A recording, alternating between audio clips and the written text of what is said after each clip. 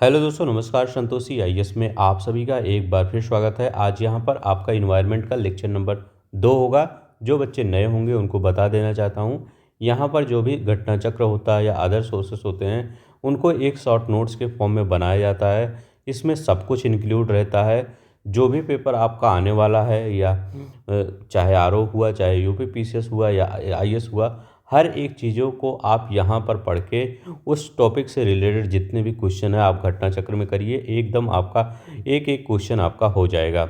यहाँ पर जो भी आपको पीडीएफ बनाया जाता है इसको फ्री ऑफ कॉस्ट टेलीग्राम का नीचे चैनल दिया गया है, वहाँ से जाके डाउनलोड कर सकते हैं। यहाँ पर मैं आपको पूरी तरह से बता दूंगा, एक बार वीडियो देख के फिर डाउनलोड करिएगा, क्योंकि जो मैं लिख दूंगा उसमें बताऊंगा ये क्यों लिखा गया है, ये कैसे आया है, हर एक कॉन्सेप्ट यहाँ पर समझा दिया जाता है। ठीक है, ताकि आप सबको पढ़ने में आसानी हो। तो चलते हैं हम यहाँ पर देखते हैं। जो लोग नए होंगे उनको बताना चाहता हूँ, इससे पहले हमने हिस्ट्री, ज्योग्राफी और साइंस का भी पूरी तरह से इसी तरह पीडीएफ बना है। संतोषी 2.0 एक चैनल है, वहाँ पर एक साथ सभी पीडीएफ पड़े हैं। वहाँ पर सभी पीडीएफ को आप जाकर डाउनलोड कर सकते हैं। ठीक है, फ्री ऑफ कॉस्ट है, कोई पैसा नहीं लगता है। और इसी का आपको क्विज करना हो, आर ओ का क्विज चलता है free of cost. Santoshi IAS 2.0 पे पूरी तरह से फ्री है, वहाँ पर आर ओ का क्विज कर सकते हैं। तो चलते हैं, अब हम शुरू करते हैं। जैसे हम देखते हैं सस्टेनेबल डेवलपमेंट। सस्टेनेबल डेवलपमेंट जिसे सतत धारणीय विकास हिंदी में कहते हैं। देखिए ये होता क्या है, जैसे देखिए कोई चीज़ है, अगर आपको मैंने कहा कि ये आपको इतना हमने सामान दे दिया, इस सामान को ऐसे यूज करिए आप कि इसको आप फ्यूचर के लिए भी उसको रख सकें। ठीक है, मतलब जो आपकी आने वाली पीढ़ी है उसको तो यूज कर लीजिए। मान लीजिए आप इतना यूज कर लिए, लेकिन कुछ ना कुछ अपने फ्यूचर के लिए, आने वाली पीढ़ी के लिए भी रखिए। वही आपका धारणीय विकास होता है। कई बार ये क्वेश्चन डायरेक्ट ऐसे पूछा गया है, थ्योरी ही इसका पूछ लिया गया है। यूपीपीसीएस 2019 में भी पूछा गया था कि ऐसा विकास जो भावी पीढ़ियों की ज़रूरतों को पूरा करने की योग्यता को प्रभावित किए बिना वर्तमान समय की आवश्यकताओं को पूरी करे। ये बंटरलैंड रिपोर्ट जो नॉर्वे के तत्कालीन प्रधानमंत्री के अनुसार ये दिया गया था कि सतत विकास के मतलब जो इसका सतत विकास का थ्योरी था। ठीक है, इसकी थ्योरी इसी प्रकार दिया गया था ये ब्रटलैंड रिपोर्ट में, कि आप कोई भी चीज़ें, कोई भी रिसोर्स, कोई भी चीज़ें पृथ्वी पर है जो आप उसका यूज कर रहे हैं, तो उसको ध्यान में रख के यूज करिए कि उसको भविष्य के लिए भी, आने वाली पीढ़ियों के लिए भी बचा के रखना है। यही आपका सतत विकास होता है। चलते हैं, बस सतत विकास यही इतना याद रख लीजिए कि हम तो पढ़ रहे, मतलब हम तो यूज कर रहे हैं, लेकिन आगे वाले भविष्य के लिए भी उसको रखना है। ये नहीं कि खुद अपना ही सब कुछ यूज किया। कोयला यूज कर रहे हैं तो कोयला पूरी तरह से ख़त्म कर देना है, पेट्रोलियम यूज कर रहे हैं तो पेट्रोलियम पूरी तरह से ख़त्म कर देना है। ऐसा नहीं करना है, कुछ बचा के भी रखना है। चलते हैं, यहाँ देखते हैं सतत विकास क्या होता है। सतत विकास सर्वप्रथम शब्द का प्रयोग कहाँ पे किया गया था? आईयूसीएन ने अपनी रिपोर्ट में विश्व संरक्षण की नीति में किया था। तो आईयूसीएन ने अपनी रिपोर्ट में किया था, ये याद रखिएगा। अब देखिए 2019 में यहीं से क्वेश्चन आया था, 2020 में भी यहाँ से क्वेश्चन आया था। क्या ये शब्द की व्याख्या वर्ष 1987 में पर्यावरण और विकास पर विश्व आयोग WCED ने अपनी रिपोर्ट ब्रटलैंड रिपोर्ट का प्रतिवेदन था। उसका प्रतिवेदन क्या था? इसका ब्रटलैंड रिपोर्ट का WCED विश्व पर्यावरण और विकास पर विश्व आयोग, उसका प्रतिवेदन था आवर कॉमन फ्यूचर। ये पूछा गया था 2020 में।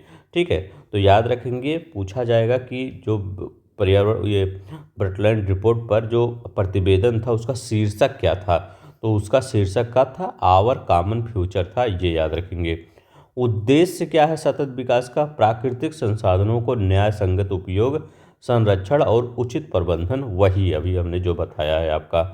सर्वप्रथम प्रस्तावित वर्ष 2012 में रियो 20 सम्मेलन में सस्टेनेबल डेवलपमेंट जो गोल होता है उसमें प्रस्तावित किया गया 2012 में, रियो 20 में। तो रियो 20 इसको क्यों बोला जाता है? क्योंकि रियो प्रथम, मतलब जो हुआ था पृथ्वी सम्मेलन, वो 1992 में हुआ था। उसी से रिलेटेड जितने भी, चाहे आपका रियो 5 97 होता है, चाहे रियो ये यहाँ पर 2002 का होता है तो 10 कर दिया जाता है, यहाँ पर 2012 का तो 20 कर दिया जाता है। तो इसी से आगे बढ़ता है, प्रस्तावित होता है। अभी आगे बताएंगे उसको यहाँ पे। अब देखिए, जो सस्टेनेबल डेवलपमेंट गोल होता है, इसको थोड़ा सा इसे भी ये याद कर लीजिएगा, क्योंकि आपके पेपर में इस बार, अगली बार आया था, इस बार तो नहीं, अगली बार जो पिछला पेपर हुआ था 2023 का, वहाँ पर एकदम डायरेक्ट पूछ लिया गया था, यहीं से रिलेटेड पूछा था आपका। जैसे पहला पूछा गया था नो पावर्टी। क्या पूछा गया था? नो पावर्टी, यहाँ पर याद रखेंगे, यहाँ पर नो पावर्टी। अब यहाँ पर आपको यह कह रहा है कि पहला जो आपका सस्टेनेबल डेवलपमेंट गोल होता है वो नो पावर्टी, दूसरा क्या होता है? जीरो हंगर होता है। नो पावर्टी और जीरो हंगर कैसे? देखिए, पहला तो दूसरा तो याद ही रखना पड़ेगा, पहला दूसरा याद कर लीजिए, और लगभग हम ट्रिक बता देते हैं, उसमें आपको याद रहेगा। तो पहला क्या होता है? यहाँ पहला क्या होता है? नो पावर्टी, ठीक है। तो यहाँ पर ये जूम कर देता हूँ, देखिए, दूसरा जीरो हंगर, तो दोनों आपको याद होना। तीसरा क्या है? Good health and well being. अब देखिए, हेल्थ में क्या होता है, ऐसे लिखते ना, हेल्थ है, 3 अक्षर आ रहा है ना, तो ये तीसरा याद रखिएगा, 3 अक्षर आ रहा है हेल्थ में, और 3 याद रख लीजिएगा। हेल्थ में good health and well being तीसरा आ रहा है। चौथा क्या आ रहा है? Quality education. तो क्वालिटी एजुकेशन, तो नो पावर्टी पहला, दूसरा जीरो हंगर, तीसरा हेल्थ से रिलेटेड, चौथा क्वालिटी एजुकेशन। पांचवा क्या होता है?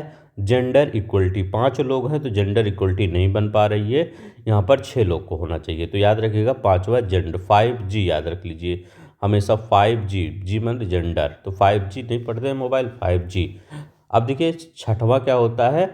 Clean water and sanitation. स्वच्छता से मतलब छः मतलब कहते हैं ना, छी ये खराब है, छी अच्छा नहीं है, ऐसे छठवें से क्लीन वाटर एंड सैनिटेशन याद रख लेंगे। इसके बाद आप क्या सातवां याद रखेंगे? Affordable and clean energy. मतलब क्या होता है?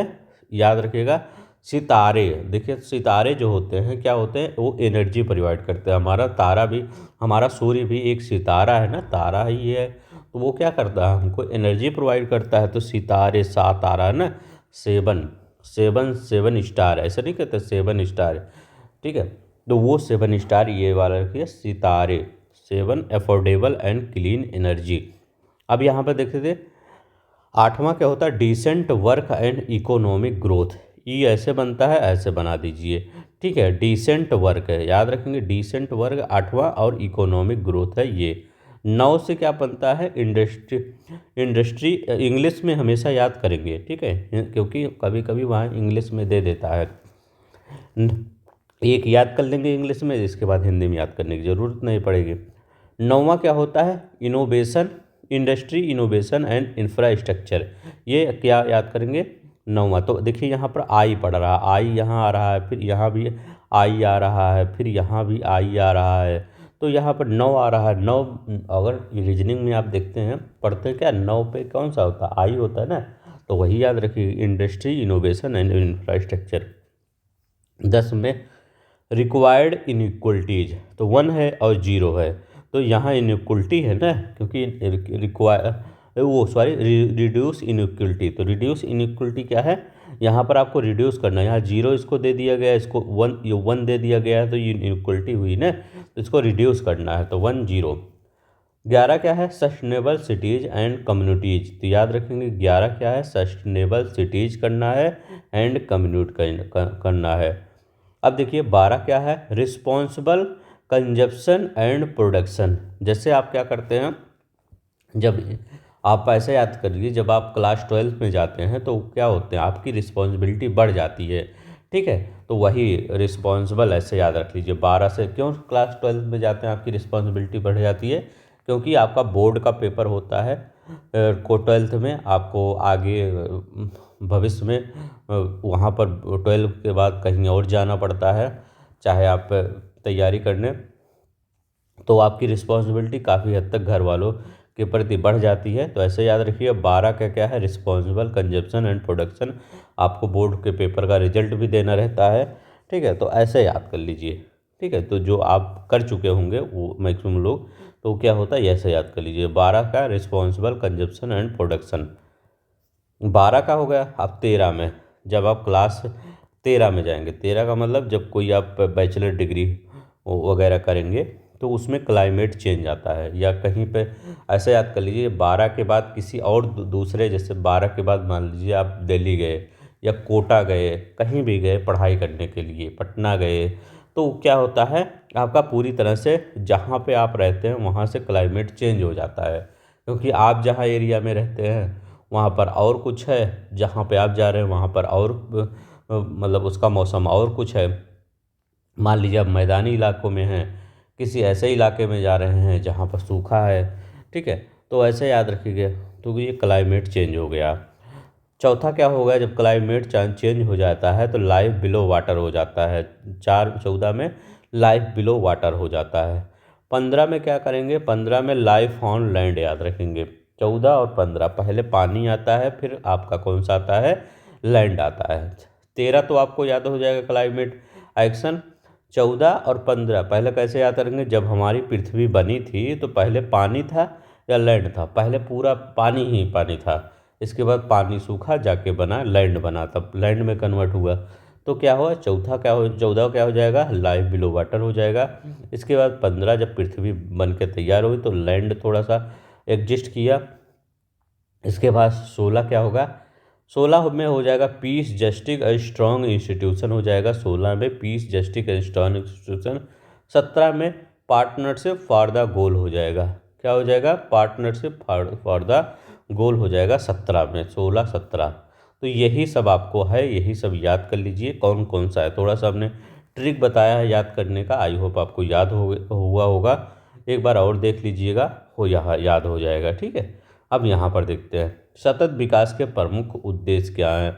तो वही जो यहाँ पर है वही है, पर्यावरण अनुकूल मानव गतिविधियाँ, गरीबी निवारण, सतत विकास, प्राकृतिक मानव निर्मित संसाधनों का संरक्षण होता है, ऊर्जा दक्षता होता है, नवीकरणीय संसाधनों पर निर्भरता, उत्पाद अवसरों पर विकास, ठीक है। तो मतलब वही एक शॉर्ट में दे दिया गया है, तो आप इतना याद करिए, ये उसको मत याद करिए, ठीक है। अब देखिए सतत विकास के लिए आवश्यक है, क्या आवश्यक है, जैविक विविधता का संरक्षण, प्रदूषण निरोध और नियंत्रण, निर्धनता को घटाना। ये लोअर पीसीएस 2004 में ये क्वेश्चन आया हुआ था, तो ऐसे लिखना था जैविक विविधता के प्रति संरक्षण। यहाँ पर एक मिनट में, यहाँ पर ये आपका ये आपका ये प्रदूषण प्रदूषण का निरोध और नियंत्रण, प्रदूषण को नियंत्रण करिए और निर्धनता को घटाना, यही इसके लिए सतत विकास के लिए आवश्यक है, ये तीनों चीज़ें, ठीक है। ये 2004 में यही क्वेश्चन पूछा गया था, यही तीनों आपको लिखना था, मतलब ऑप्शन में रखना था, उपयुक्त सभी था उसमें वहाँ पर। अब देखिए यहाँ पर, ये देखिए पृथ्वी सम्मेलन देखते हैं। पृथ्वी सम्मेलन देखिए ये सब हो रहा क्यों रहा था, क्योंकि ये सतत विकास के लक्ष्यों को पूरा करने के लिए इन सब प्रक्रिया को अपनाया गया था कि पृथ्वी सम्मेलन, चाहे जो भी सम्मेलन हो, सब कुछ किस पर बेस होता था, सतत विकास पर ही बेस होता था। जैसे हम क्या कहते हैं, जैसे पृथ्वी प्रमुख पृथ्वी सम्मेलन देखते हैं। पहला जो पृथ्वी सम्मेलन हुआ था वो रियो पृथ्वी शिखर सम्मेलन 1992 में हुआ था, ये याद रखेंगे, बहुत इंपॉर्टेंट है। आयोजन स्थल कहाँ था, तो इसका आयोजन जो स्थल था, तो इसका आयोजन स्थल था रियो डी जनेरियो, ब्राज़ील में आयोजन। समय अवधि क्या थी, 3 से 14 जून 1992 में इसकी समय अवधि थी। तो ये क्या हो गया, पृथ्वी सम्मेलन, यहीं से शुरुआत हुई पृथ्वी सम्मेलन की। अब दूसरा जब पृथ्वी सम्मेलन हुआ था वो रियो +5 सम्मेलन जिसको बोला जाता था, वो 1997 में हुआ था। आयोजन स्थल कहाँ था, न्यूयॉर्क, संयुक्त राज्य अमेरिका था, ठीक है। तो इसको रियो +5 इसलिए बोला जाता था कि 92 के बाद +5 आया, ठीक है। तो ये मतलब 97 आया ना, तो इसी में समय अवधि 23 से 27 जून 1997 में। इसका एजेंडा क्या था, इसका एजेंडा था एजेंडा 21 को लागू करने की दिशा में। उद्देश्य क्या था, तो उद्देश्य क्या था, एजेंडा 21 को लागू करने की दिशा में उठाए गए कदमों का मूल्यांकन करना। अब देखिए यही आपको यहाँ पर दिया गया है, क्या ये यहाँ पर यही जो आपका एजेंडा 21 है, एजेंडा 21 का प्रमुख भाग है, ये आपके एक बार क्वेश्चन में पूछा गया, यूपी से 2014 में यही क्वेश्चन पूछा गया था कि एजेंडा 21 के कितने भाग हैं। तो एजेंडा 21 के 4 समझौते हुए थे, यही 4 आपको ऑप्शन में लगाना था सही। एजेंडा 21 में 4 समझौते हुए थे। अब ये देखिए यहाँ पर हमने लिखा भी है कि अर्थ समिट पृथ्वी शिखर सम्मेलन वर्ष 1992 में जो एजेंडा समिट हुआ था ये IS 2016 में आया हुआ था। ठीक है, तो यही याद रखेंगे, अर्थ समिट पृथ्वी शिखर सम्मेलन 1992 में ये आया था। IS 2016 का ये क्वेश्चन है, ये इम्पोर्टेंट क्वेश्चन है। अब यहाँ लिखा गया है इसकी समीक्षा कहाँ किया गया था, तो इसकी समीक्षा 1997 न्यूयॉर्क में Rio+5 सम्मेलन की बैठक में किया गया था। तो आप दो चीज़ें याद रखेंगे, इसमें क्या हुआ था, एजेंडा 21 की उत्पत्ति कहाँ हुई थी, तो उत्पत्ति हुई थी 1992 के जो रियो का प्रथम हुआ था। और इसकी समीक्षा कहाँ होती, हर एक चीज़ें आप थोड़ा सा उसके अंदर जाके पढ़ा करिए। अगर आप ऐसे डायरेक्ट पढ़ लेते हैं फिर आप वहाँ पर पेपर में कंफ्यूज हो जाएंगे कि ये कब आया था, कब इसकी समीक्षा हुई थी, क्योंकि इतनी डेट है तो डेट में बहुत कंफ्यूजन कर देता है। तो हमने क्या बताया कि 1992 में क्या हुआ था, 1992 में एजेंडा 21 की उत्पत्ति हुई थी। और एजेंडा 21 की समीक्षा कब हुई थी, तो एजेंडा 21 की समीक्षा ये Rio+5 में हुआ था, 1997 में हुआ था, जून 1997 Rio+5 पृथ्वी सम्मेलन में हुआ था, ये याद रखेंगे। और तीसरा एजेंडा के रिलेटेड क्या याद रखेंगे, इसमें 4 समझौते हुए थे, ये भी क्वेश्चन पूछा गया था। देखिए तीनों क्वेश्चन पूछा गया था कि एजेंडा 21 से कि एजेंडा 21 में कितने समझौते थे, 4। यूपी से 2014 में ये क्वेश्चन पूछा गया था कि ये जो एजेंडा 21 है ये कब लाया गया था, तो ये उसकी उत्पत्ति 2016 में हुई थी, वो सॉरी 2016 में के 1992 में हुई थी। IS 2016 में क्वेश्चन पूछा गया है, ये याद रखेंगे। ये यहीं पर ये कह रहा है कि एजेंडा 21 को लागू करने की दिशा में उठाए गए कदमों का मूल्यांकन किया गया था यहाँ पर। ठीक है, तो मूल्यांकन यहाँ किया गया था और लाया यहाँ गया था, ये दोनों आपको क्लियर हुआ। अब देखिए Rio+10 क्या हुआ था, Rio+10 में देखिए Rio+5 में यही सिर्फ याद कर लेंगे एजेंडा वाला, क्योंकि यही इंपॉर्टेंट है। अब Rio+5 क्या होता है, वो Rio+10 सम्मेलन 2002 में हुआ था। आयोजन स्थल जोहान्सबर्ग दक्षिण अफ्रीका था, अमेरिका नहीं, यहाँ पर अफ्रीका होना चाहिए। ठीक है, दक्षिण अफ्रीका इसका वो था, तो दक्षिण अफ्रीका था। समय अवधि क्या थी, समय अवधि 26 अगस्त से 4 सितंबर 2002 के बीच में इसकी समय अवधि थी। कितना, 26 अगस्त से 4 सितंबर 2002। अब देखिए ये तो हो गया Rio+10 जो 2002 में हुआ था। तो Rio+10 पूछे कहे पृथ्वी 10 सम्मेलन कब हुआ था, या Rio+10 या पृथ्वी 10, तो उसको क्या बताएंगे, 2002 में जोहान्सबर्ग में। अब यहाँ पर देखते हैं Rio+20 ये 2012 में हुआ था। आयोजन स्थल रियो डी जनेरियो ब्राज़ील में हुआ था। समय अवधि 20 से 22 जून 2012 को हुआ था। उद्देश्य क्या था, पृथ्वी सम्मेलन की ये 20वीं वर्षगांठ थी ना, 1992 का ये 20वां वर्षगांठ था। 2002 में जोहान्सबर्ग में हुए सतर्क की 10वीं वर्षगांठ मनाने हेतु, तो ये 10वीं और ये जोहान्सबर्ग में जो मनाया गया था, और ये पृथ्वी का 20वां था, तो ये याद रखिएगा। इसी में छत्तीसगढ़ PCS में क्वेश्चन आया था कि इसी में द फ्यूचर वी वांट नामक शीर्षक जारी किया गया, तो ये याद रखेंगे, द फ्यूचर वी वांट नामक जो शीर्षक जारी किया गया था, किस में जारी किया था, तो Rio+20 में ही जारी किया गया था। द फ्यूचर वी वांट का शीर्षक ये PCS छत्तीसगढ़ PCS 2015 में क्वेश्चन था। अब यहाँ पर देखिए जो हम एजेंडा 21 के बारे में पढ़ रहे थे, इसको देख लेते हैं। एजेंडा 21 के प्रमुख भाग कौन से हैं, विकासशील देशों में गरीबी निवारण और जनसंख्या नियंत्रण, पहला तो ये है। चारों याद रखेंगे, कभी भी एजेंडा 20 बनाया जाए 4 समझौते हुए थे इसमें, ये याद रखेंगे। 4 कई बार पूछ लिया गया है, यूपी से आज भी आ सकता है। अब दूसरा क्या था, पहला तो क्या था, गरीबी निवारण और जनसंख्या। पहले गरीबी निवारण, हमारे यहाँ भी ऐसा ही करना है, भारत में भी गरीबी की निवारण करो और जनसंख्या से। दूसरा क्या करना है, जैविक विविधता का सर्वेक्षण और संकटग्रस्त जीवों का संरक्षण। मतलब अब ऐसा मत करिए कि खाली मनुष्य के लिए ही करिए, हमें एजेंडा 20 में ये 1 में ये कहा गया है कि आप मनुष्य के साथ साथ जानवरों को भी देखभाल करिए, क्योंकि अगर जानवर नहीं रहेगा तो मनुष्य का अस्तित्व नहीं बचेगा। ठीक है। तो क्योंकि मनुष्य क्या हो, जानवरों पर ही डिपेंड है, डायरेक्टली डिपेंड है, इनडायरेक्टली नहीं, डायरेक्टली डिपेंड है यहाँ पर जानवरों पर और पेड़ पौधों पर। तो जैविक विविधता का सर्वेक्षण और संकटग्रस्त जीवों का संरक्षण दूसरा हो गया। तो कहाँ हो गया, पहला क्या हो गया, गरीबी निवारण, जनसंख्या नियंत्रण और जैविक विविधता सर्वेक्षण, मतलब पेड़ पौधों का और संकटग्रस्त जीवों का संरक्षण, ये हो गया। दूसरा क्या कर रहा है, सबको खाद्य और स्वच्छ जल का और सामाजिक सुरक्षा। सबको सामाजिक सुरक्षा भी चाहिए, सबको खाद्य चाहिए, सबको स्वच्छ जल चाहिए, ये भी याद रखिएगा। पूंजी हस्तांतरण में को उदार बनाने पर बल दिया गया, तो ये भी याद रखिए, पूंजी हस्तांतरण को उदार बनाने पर बल दिया गया एजेंडा 21 में। अब यहाँ पर देखते हैं एजेंडा 21 की उत्पत्ति, वही हम बताए थे 1992 में हुई थी। उद्देश्य क्या था, धारणीय विकास के लिए वैश्विक कार्य योजना तैयार करना। समीक्षा क्या गई थी, इसकी समीक्षा जून 1997 में Rio+5 पृथ्वी सम्मेलन की बैठक में किया गया था। इसका कार्य क्या था, पारिस्थितिकी विनाश और आर्थिक असमानता को समाप्त करना Rio 21 का उद्देश्य था। अब देखिए यहाँ पर कुछ फैक्ट देखते हैं जो कि ये डायरेक्ट आपके क्वेश्चन में पूछे जा गए हैं, ये जितने भी फैक्ट हैं। तो यहाँ पर अगर हम फैक्ट की बात करते हैं, पहला क्या कह रहा है, पहला कहता है यहाँ पर फैक्ट कह रहा है कि संयुक्त राष्ट्र पर्यावरण कार्यक्रम UNEP का शुभारंभ कब हुआ था, तो 5 जून 1972 को स्टॉकहोम सम्मेलन में। जो 5 जून आप पर्यावरण दिवस मनाते हैं, यहीं से इसका आपका शुरुआत हुआ कि 5 जून को पर्यावरण दिवस, कब, 5 जून 1972 को स्टॉकहोम का एक समझौता हुआ था।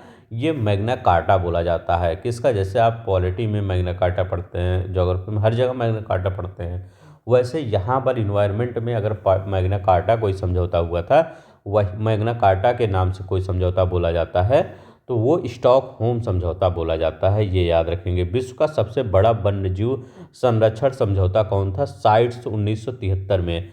सबसे बड़ा वन्यजीव का जो समझौता कौन सा था, 1973 में साइट्स। आधारी समझौता का संबंध किससे है, आधारी समझौता हो सकता है कभी पूछ ले। खतरनाक निर्गमी कचरों को सीमा पार आवागमन और निपटारों के लिए, जिससे खतरनाक कचरे नहीं होते हैं उनको सीमा पार आवागमन और निपटारे के लिए ये आधारी समझौता था, ये याद रखेंगे। वियना कन्वेंशन किससे संबंधित है, तो ओजोन परत के संरक्षण से। देखिए वियना कन्वेंशन, मॉन्ट्रियल, दोनों ही आपके, वो अभी हम आगे नीचे बताएंगे कि ये दोनों में कंफ्यूज मत होइएगा।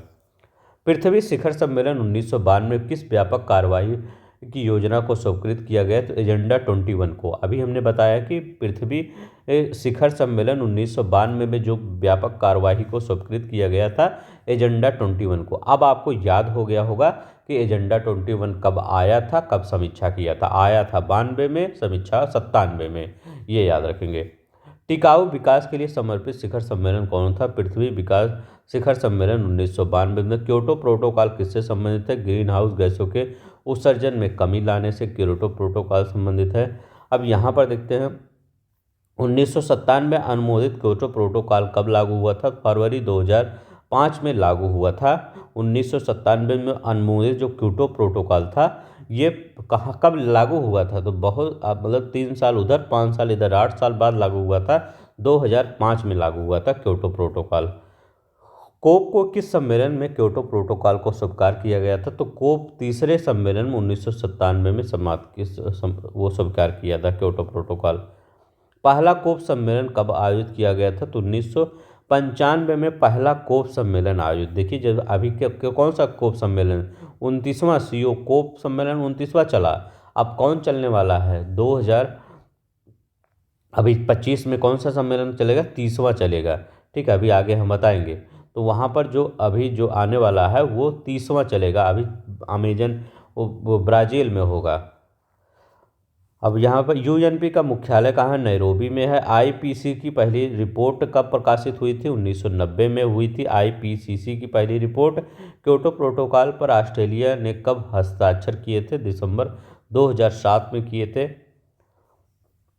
मॉन्ट्रियल प्रोटोकॉल 16 सितंबर 1987 का संबंध किससे है, तो ओजोन परत की छीड़ करने वाले पदार्थों के बारे में। थोड़ा सा हम देख लेते हैं। देखिए यहाँ पर दो आपको डेट में कन्फ्यूजन होगा। मॉन्ट्रियल प्रोटोकॉल देखिए अगर इस संधि पर हस्ताक्षर पूछे कि इस संधि पर हस्ताक्षर कब हुआ था, तो 16 सितंबर 1987 में इस पर हस्ताक्षर हुआ था, ये मॉन्ट्रियल प्रोटोकॉल। अगर पूछे ये प्रभावी कब हुआ था, तो 1 जनवरी 1989 में हेलसिंकी में इसको प्रभावी कर दिया गया था। तो 89 में इसको प्रभावी कर दिया गया था, ये डेट याद रखेंगे, कंफ्यूज मत होइएगा। ठीक है, तो नहीं तो आप अगर पूछे कि कौन सा कब प्रभावी हुआ था, कब आपको लागू हुआ था, मतलब हस्ताक्षर हुआ, तो अगर हस्ताक्षर संधि पर पूछे तो 1987 बताएंगे, अगर पूछे प्रभावी कब हुआ था तो 1989 बताएंगे। ये दोनों आपको याद रखना पड़ेगा।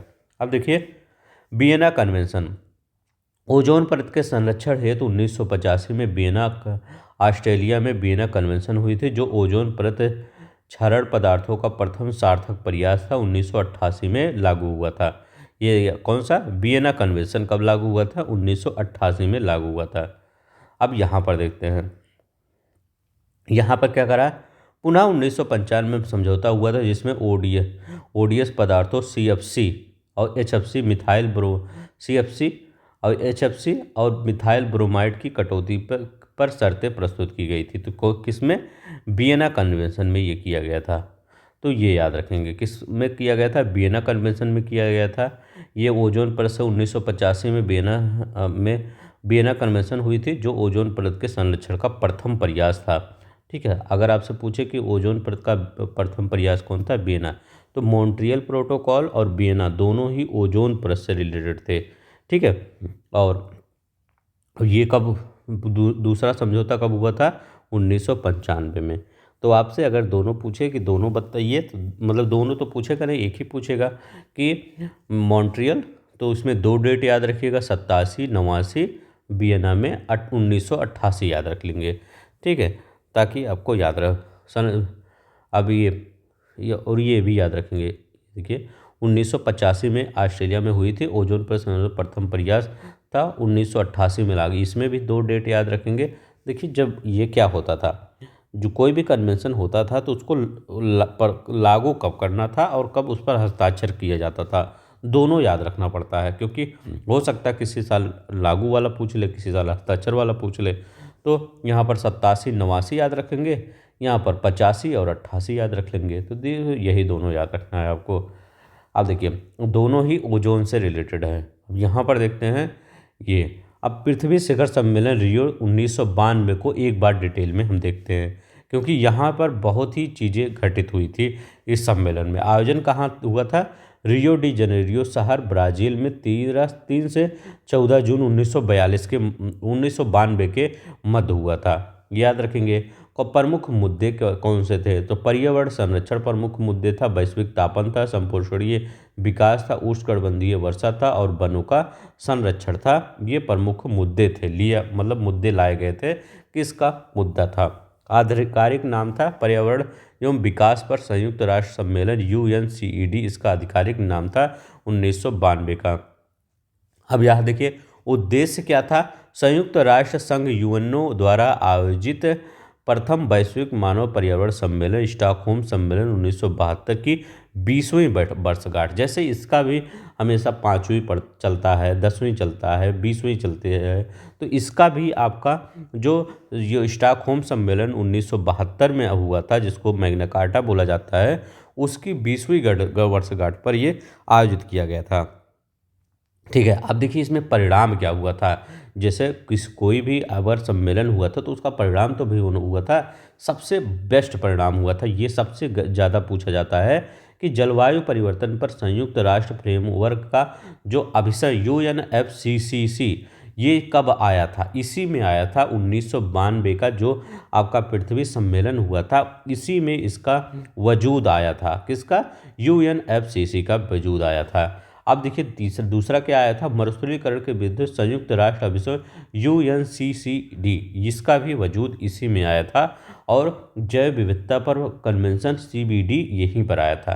तो तीनों पूछ सकता है कि हो सकता है UNCCD पूछ ले कब आया था? 1992 के में आया था। UNFCCC कब आया था? 1992 में। CBD कब आया था? 1992 में आया था। ठीक है, अगर आपको अच्छा लग रहा होगा ये आपको PDF या मेरा पढ़ाने का तरीका, तो प्लीज़ आप चैनल को सब्सक्राइब कर लेंगे। आपको हर एक चीज़ें एक मतलब यहाँ पर आपको लग रहा होगा थोड़ा सा मैं टफ पढ़ा रहा हूँ। देखिए टफ पढ़ाना मेरी मजबूरी है, क्योंकि अगर मैं सिंपल चीज़ें पढ़ा दूँगा, एक दो लाइन का एक फैक्ट बता दूँगा, फिर उसमें आपका कुछ नहीं होने वाला है। क्योंकि यहाँ पर मैं बताता हूँ कि यहाँ पर मैं जो पढ़ा रहा हूँ, इसके बाद जाइए आप क्या करिए, बुक करिए, आपको हर एक बुक बढ़िया से समझ में आएगा, चाहे घटना चक्र हो चाहे अदर बुक हो। अब यहाँ पर क्या है, जैसे आपका इकोनॉमिक्स में होता है वैसे पॉलिटी ये मतलब इन्वायरमेंट में होता है ग्रॉस इन्वायरमेंट प्रोडक्ट, सकल पर्यावरण उत्पाद। इसकी संकल्पना 1997 में 98 में रॉबर्ट कस्टाजा और जैसे पारिस्थितिक अर्थशास्त्रियों द्वारा प्राकृतिक संसाधनों में हो रही वृद्धि के आधार पर पर्यावरण की स्थिति का आकलन करने के लिए दिया गया था। तो ये 1997 में 98 में इसको दिया गया था, जो पर्यावरण संसाधनों में हो रही वृद्धि के आधार पर पर्यावरण की स्थिति का आकलन करने के लिए 4 प्राकृतिक संसाधनों का मौद्रिक मूल्यांकन किया गया था। तो ये क्वेश्चन पूछा गया है कि ग्रॉस इन्वायरमेंट प्रोडक्ट में किन 4 प्राकृतिक संसाधनों की बात की जाती है। तो कौन कौन से 4 प्राकृतिक संसाधनों की बात की जाती है, उसमें वायु होता है, जल होता है, वन होता है और मृदा होती है। इन्हीं चारों की बात की जाती है जीईपी प्रोडक्ट में। पारिस्थितिकी स्थिति मापन हेतु मूल्यांकन प्रणाली है ये। जैसे आप देखते हैं इकोनॉमिक्स में मूल्यांकन प्रणाली रखा जाता है, वैसे पारिस्थितिकी को भी मापने के लिए जीईपी का प्रयोग किया जाता है। वार्षिक आधार पर इसका रिपोर्ट आता है, किसी क्षेत्र विशेष में मानव कल्याण के लिए किया जाता है, आपूर्ति की जाने वाली समस्त पारिस्थितिक तंत्र सेवाओं का कुल मूल्य होता है। तो ये इसका यही डिफिनीजन है। तो आपूर्ति की जाने वाली समस्त पारिस्थितिक तंत्र सेवाओं का कुल मूल्य होता है। अब देखिए क्योटो प्रोटोकॉल थोड़ा सा देख लेते हैं, क्योंकि क्योटो प्रोटोकॉल बहुत अभी तो पूरा हम डिटेल में देखेंगे ही, थोड़ा सा यहाँ देख लेते हैं। देखिए क्योटो जापान के क्योटो शहर में 11 दिसंबर 1997 को यूएनएफसीसी के तीसरे सम्मेलन अर्थात कोप के तीसरे सत्र में क्योटो प्रोटोकॉल को स्वीकार किया गया। यह 16 फरवरी 2005 को प्रभावी हुआ एक कानूनी बाध्यकारी समझौता है। तो क्योटो प्रोटोकॉल कब प्रभावी हुआ, 2005 में प्रभावी हुआ। ये एक कानूनी बाध्यकारी समझौता है। किस लिए बाध्यकारी है, ग्रीन हाउस गैसों की कटौती को कम करना, इसका ये वो मतलब क्योटो प्रोटोकॉल का मुख्य लक्ष्य है। क्योटो प्रोटोकॉल के लिए अनुसार जो विकसित देशों के 6 ग्रीन हाउस गैसों में कटौती करना था। मतलब जो विकसित देश हैं उनको बताया गया था कि आप 6 ग्रीन हाउस गैसों में कटौती कीजिए। विकसित देश मतलब अमेरिका हो गया, रूस हो गया, या यूरोपियन जितने कंट्री हैं ये वो हो गए, ब्रिटेन हो गया, ये सब क्या होते हैं, इनको बताया गया कि आप जो आपका ये ग्रीन हाउस गैस है इसको कम करिए। कौन कौन से ग्रीन हाउस गैस को, कार्बन डाइऑक्साइड को कम करिए, मीथेन को कम करिए, नाइट्रस ऑक्साइड को कम करिए, सल्फर हेक्साफ्लोराइड को कम करिए और हाइड्रोफ्लोरोकार्बन को कम करिए, पर फ्लोरोकार्बन को भी कम करिए। तो इसको कम करने की बात की गई थी। अब यहाँ पर देखते हैं, इसको हमने टेलीग्राम चैनल पर भी इस पे मतलब पिक्चर को अपलोड किया था ताकि आप सब पढ़ पाएँ। ठीक है, अगर थोड़ा सा आप इसको देख लेंगे तो हो सकता है आपको एक ही जगह सब कुछ मिल जाएगा। इसीलिए इस कहते हैं इस पीडीएफ को डाउनलोड कर लीजिएगा एक बार। यहाँ पर सिर्फ आपको इतना ही अगर पढ़ लेंगे तो यहीं से आपका क्वेश्चन बन जाएगा। जैसे पहला हमने पढ़ा है, अब उसी का हम एक बार एक पूरा एग्जिस्ट देख लेते हैं कि यहाँ पर क्या होता है। अब यहाँ पर देखते हैं यहाँ पर क्या कह रहा है, यहाँ पर कह रहा है कि स्टॉकहोम सम्मेलन जो हुआ था ये कहाँ पे हुआ था, स्वीडन में हुआ था। अब यहाँ लिखा गया है 1972 में हुआ था। पहला स्टॉकहोम सम्मेलन कब हुआ था, ये मतलब यही हुआ था ही जिसको मैग्ना कार्टा कहा जाता है। देखिए इससे पर्यावरण का मैग्ना कार्टा की संज्ञा दिया गया। किसको दिया गया, स्टॉकहोम सम्मेलन जो 1972 में हुआ था इसी को मैग्ना कार्टा की संज्ञा दिया गया। संयुक्त राष्ट्र पर्यावरण कार्यक्रम यूएन की स्थापना भी यहीं पे हुई। यूएनपी का मुख्यालय कहाँ है, नैरोबी में है। इसकी स्थापना भी इसी में हुई, स्टॉकहोम सम्मेलन में।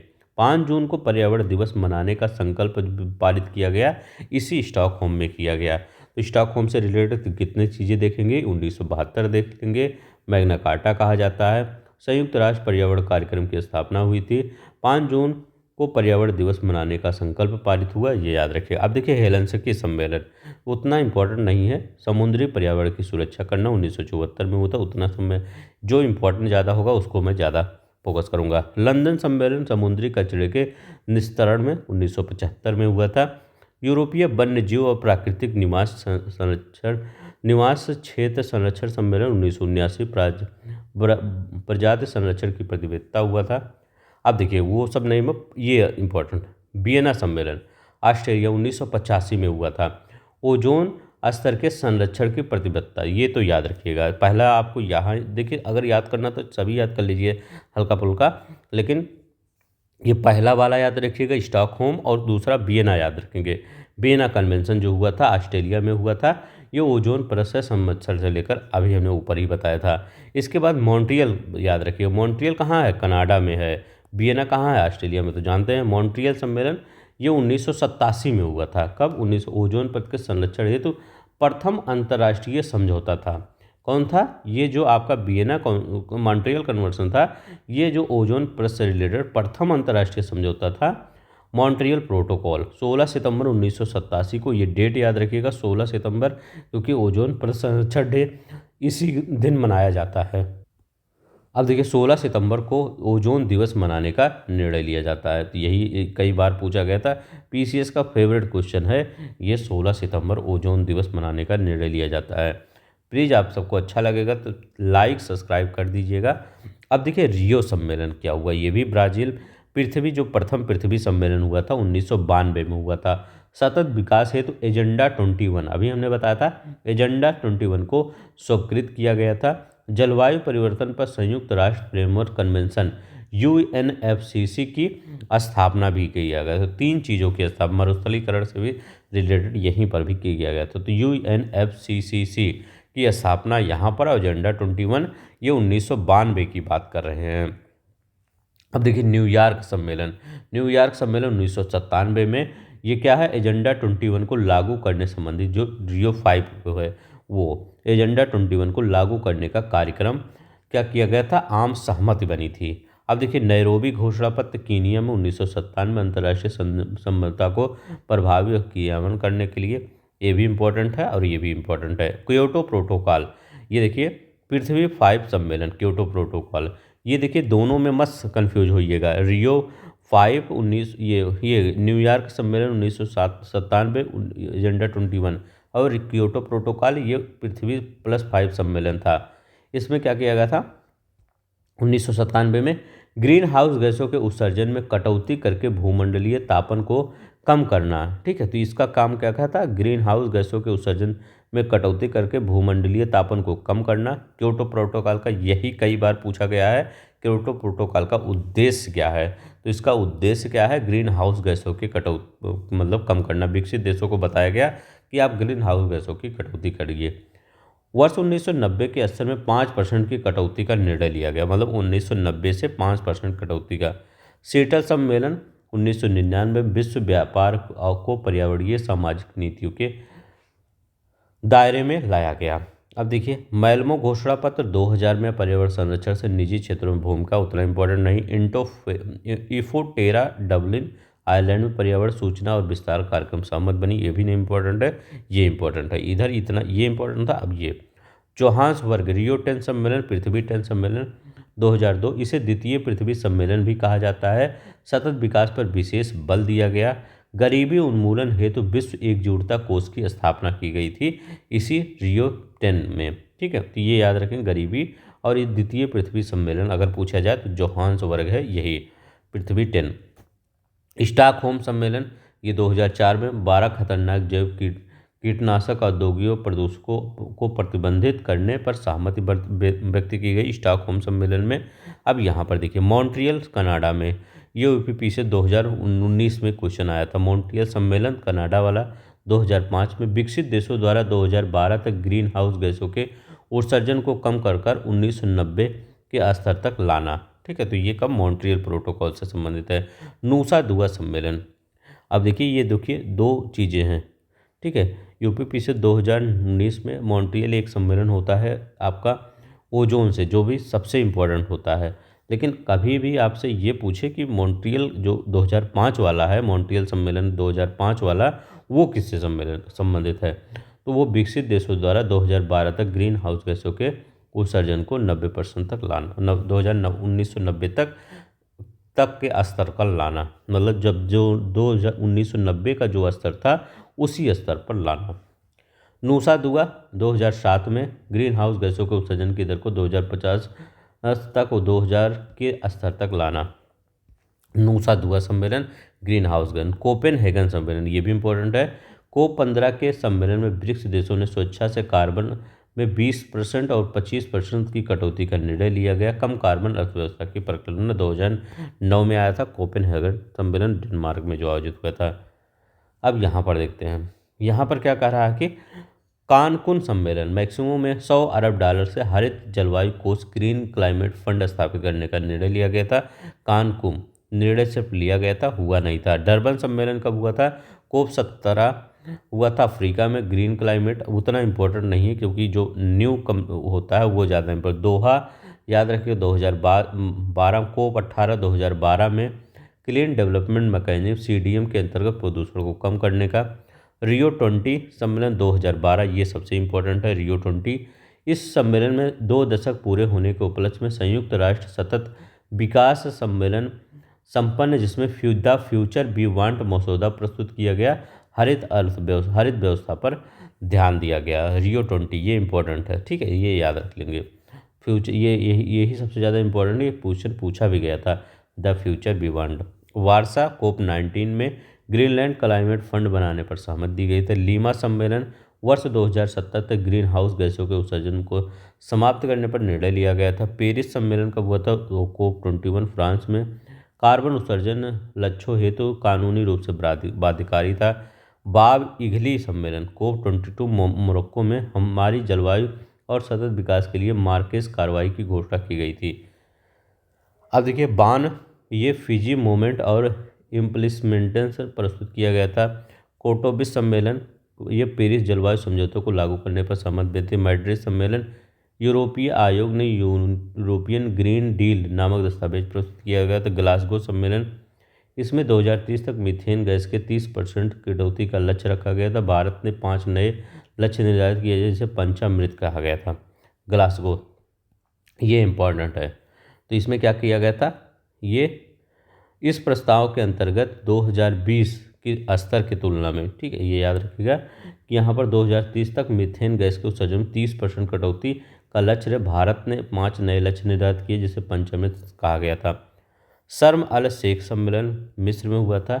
इस सम्मेलन में सभी देशों के प्रतिनिधि नुकसान एवं क्षति कोष लॉस एंड डैमेज फंड की स्थापना सहमत हुए थे। ये हो गया। अब यहाँ पर देखते हैं 32 नंबर का दुबई कोप 21, यूनाइटेड अरब अमीरात 30 नवंबर से 12 दिसंबर 2023 के मध्य। ये जो आपका कोप 21 हुआ था वो कोप 28 हुआ था। इसमें वैश्विक तापमान वृद्धि को 1.5 डिग्री तक सीमित करने पर वैश्विक संसाधनों की पहचान करने पर इसमें ये आया था। कोप 29 बाकू अजरबैजान में हुआ था, 2024 में हुआ था। ये 11 से 22 नवंबर 2024 को बाकू में हुआ था, अजरबैजान में कोप 29, ठीक है। और ये 30 नवंबर से 12 दिसंबर 2023 को हुआ था ये कोप 21। ये दुबई यूनाइटेड अरब अमीरात में हुआ था, ये दुबई में। अब दोनों 28, 29, 23, 24 में ये तो हो गया आपका। अब एक 30 आपका आता है, कोप 30 कॉन्फ्रेंस आप पढ़े 30, ये कब हुआ था? ये मतलब होगा संयुक्त राष्ट्र जलवायु परिवर्तन सम्मेलन का 30वां संस्करण या वर्ष 2025 में ब्राज़ील में आयोजित होगा। इसकी मेज़बानी अमेज़न क्षेत्र के शहर बेलम में की जाएगी, ठीक है, ये याद रखेंगे। बस आपका इतना ही, हाँ इतना ही था। तो आप यहाँ पर जो जो चीज़ें इंपॉर्टेंट हो, जैसे क्योटो हो गया इंपॉर्टेंट हो गया, मॉन्ट्रियल हो गया, स्टॉकहोम हो गया या जोहान्सबर्ग हो गया आपका, ये सब याद कर लीजिएगा क्योंकि यहाँ से आपके क्वेश्चन बन जाते हैं। कई बार मिलाने को बोल दिया जाता है कि किससे रिलेटेड है और वहाँ पर डेट मतलब ईयर भी रख दिया जाता है। तो बस इतना ही। अगर आपको पसंद आया होगा तो प्लीज़ लाइक कर दीजिएगा, शेयर कर दीजिएगा, सब्सक्राइब कर दीजिएगा और इस वीडियो को जाकर डाउनलोड कर लीजिएगा। एक आपको क्या होता है, रिवीजन के लिए एक आपका शॉर्ट फॉर्म मिल जाता है। इससे ज़्यादा मतलब आप क्यों करें, जैसे घटना चक्र बार बार ओपन नहीं कर सकते, इसको एक आप PDF ले लीजिए, आराम से 2 ही घंटे में आप पूरा घटना चक्र रिवीजन कर सकते हैं। तो बस आज के लिए बस इतना ही। शेयर ज़रूर करिएगा, लाइक ज़रूर करिएगा। जय हिंद, जय भारत।